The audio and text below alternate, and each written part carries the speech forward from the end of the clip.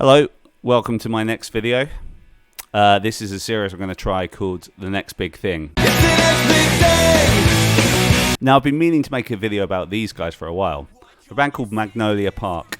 They're a pop-punk band from Florida. I need you here in my life.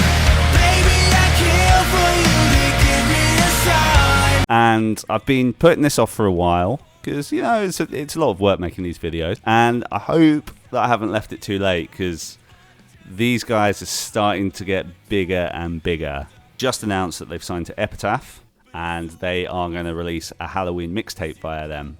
So I'm a little later than I would have liked on this, but hopefully this is still worth it. So I first heard of these guys probably around October 2020 when they were a guest on the Pop Punk and Pizza podcast. Shout out to Jack, who I know from the podcast community. So I heard them on that.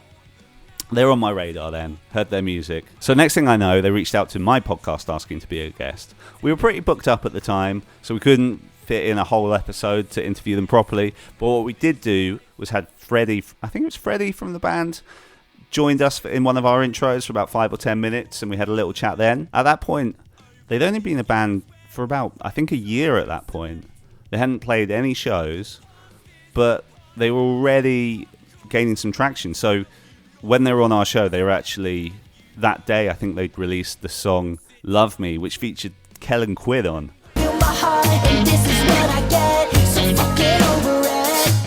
Yeah, so I didn't really know how a band like that had managed to get someone as high profile as Kellen Quinn on the song. But as it turned out, they'd been playing the game. They used a platform called Featured X, where there's a number of artists on who are offering their services for a track for a fee. And they very sensibly had been utilising this. So they managed to get Kellen on the track and in their video. And then a few months later, they did it with Oliver Baxter from Broadside. Tired of feeling numb, tired of feeling dumb. Also, when we had him on our show, he mentioned how they'd booked time. I think they'd already recorded some stuff with Andrew Wade, but they had a whole mixtape to record that they'd booked with him. So this came out a few months later in 2021, featured the songs with Ollie and Kellen on.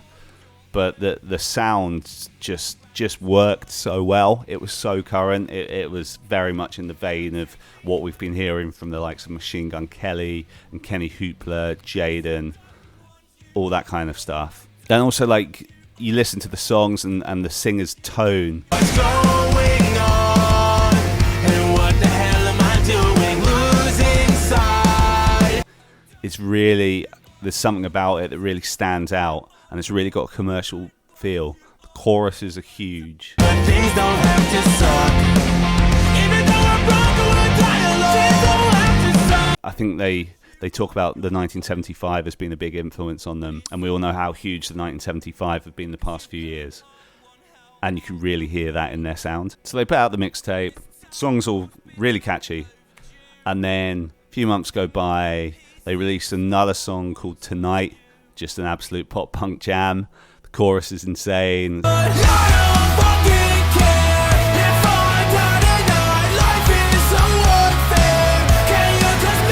Riffs everywhere. It's the kind of song everyone can like. And you just think, oh, these guys are playing the game properly. Also, if you look at like their Instagram, they're constantly resetting it. You know, they know what they're doing with their social media strategy. Next thing you know, they've got a tour booked with Lil Lotus, who's been having a huge year.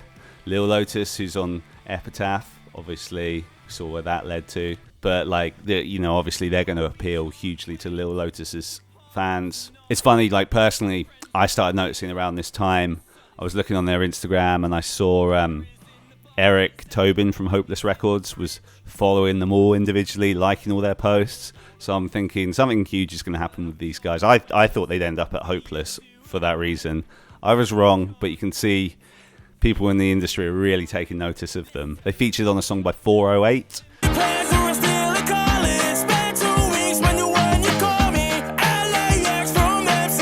Which shows that, you know, they're really involved in the scene and they're making friends and they're utilising that. So they've got the right sound. They know how to play the game. They've got the right look. They're just so current. They're kind of capitalizing on this kind of obviously blend of emo rap and pop punk and everything that's happening within this strain of alternative music. But they're also kind of bringing in other elements, like I mentioned, the 1975, and you can.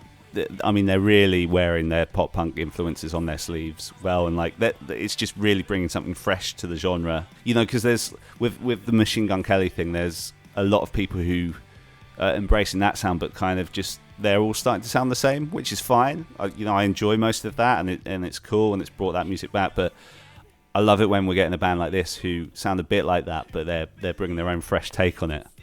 So yeah, that's my tip. I mean, keep an eye on Magnolia Park. I only anticipate bigger and bigger things to come from them. It's going to be really interesting. Yeah, leave me a comment. Let me know what you think of these guys, and I'll see you next time. Cheers.